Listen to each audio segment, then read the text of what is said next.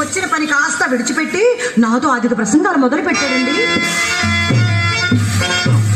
ఈ విధంగానే నాకు చిరాకొచ్చి చచ్చు పేడకి పోయి తిని, కానీ ఇంతలో నా మనసు కనిపెట్టిన మా అమ్మ మాత్రం పెరటి చూపుడుగను కారణం చేత మన తోటలోనికి తీసుకుని వెళ్ళి ఆదరణటే సాగనంపినది.